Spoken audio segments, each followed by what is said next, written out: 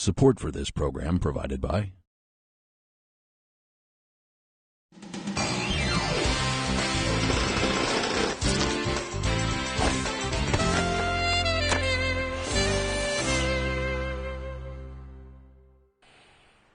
Hello fellow chopperoos, Chad here, and on today's episode I'm going to show you one more way that you can make money as a professional woodworker, and that's with fireplace mantles. Now, I've made a lot of mantles over the years, and you do have to know the codes and regulations for them. But in this situation, well, this was a little bit different. See, a contractor gave me a call, and he was doing some remodeling for his customer. His customer bought a fireplace mantle at a garage sale or some kind of estate sale. And unfortunately, the mantle was too wide and too tall to fit in the place where they wanted it. Well, this goes beyond the skills of a normal carpenter, and so that's where they called me in. And at first glance, it looked like it was going to be no problem. But as you'll see in this video, I ran into a few snags and how I had to work through it. So without further ado, here's the video. So this is it. This is the mantle.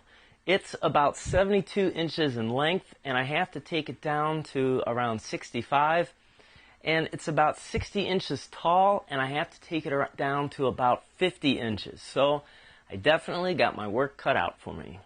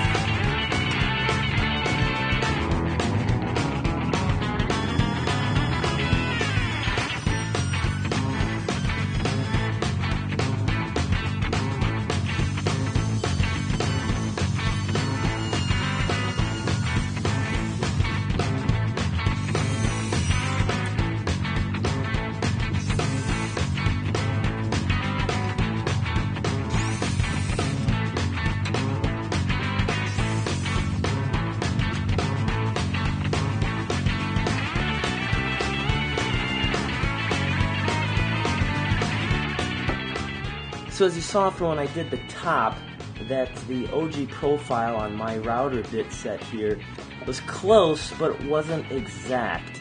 So this isn't going to work. The profile's different, the cutter size is different. So although this set was close, it's not going to be good enough. So what I think I'm going to try and do is I need to make that wider style in there. So I think I'm going to cut these profiles off and try and put a piece in between there, sand it, and once it's painted, I don't think anyone will notice.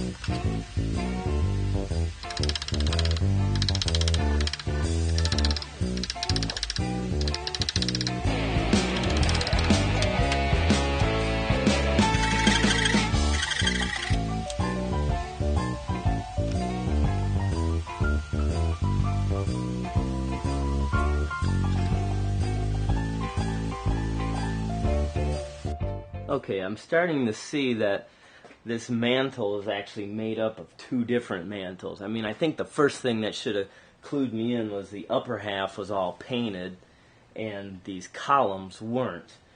Now, this isn't painted because that gets covered by the crown molding going around, and then over there's the frieze or the panels. But here, take a look at what I've got going here. If I turn this to the side, you'll see that this doesn't line up. It's like this column is wider than it. So I have to, if I was to push this back, well then this sticks out in the front. That just looks terrible. So what I'm going to have to do is cut this down on the table saw. That's not a big deal because it's a flat surface all the way, but you'll see on this side I have whatever it is, this sticking out. So I'm going to have to somehow cut this and deal with that. So that's what's next.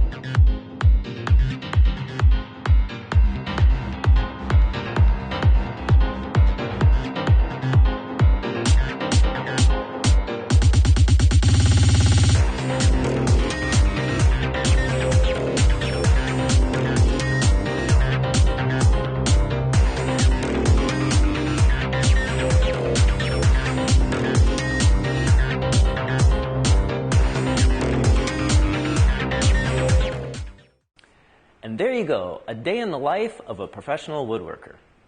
If you like what you saw today, please like and subscribe.